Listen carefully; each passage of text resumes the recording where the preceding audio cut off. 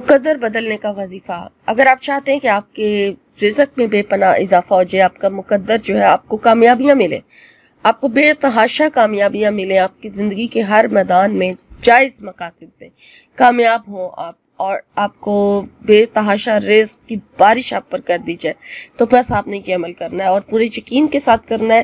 انشاءاللہ تعالیٰ اس عمل کی برکت سے آپ کو بے تحاشا کامیابیاں اور رزق میں بے پناہ اضافہ ہو جائے گا۔ جس طریقے سے بتایا جائے اسی طریقے سے کریں اور روزانہ کریں، یہ نہیں کہ ایک دن کر کے چھوڑ دیں، روزانہ کریں انشاءاللہ تعالیٰ۔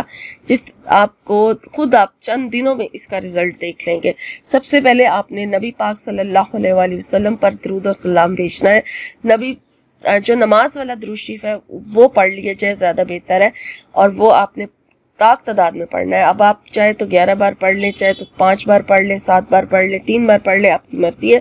سب سے بہتر ہے کہ آپ 11 مرتبہ پڑھ لیں۔ درود شریف پڑھنے کے بعد پھر آپ نے سورہ کوثر جو ہے اس کی تعداد ہے 41، ٹھیک ہے، 41 مرتبہ آپ نے سورہ کوثر پڑھنی ہے۔ سورہ کوثر کو آپ نے ہر بار بسم اللہ الرحمن الرحیم کے ساتھ پڑھنا ہے، اور پھر جب آپ 41 مرتبہ سورہ کوثر بھی کمپلیٹ کر لیں گے تو پھر آپ نے 99 مرتبہ اللہ تعالیٰ کا ایک صفاتی نام یا رزاقو کو آپ نے 99 مرتبہ پڑھنا ہے۔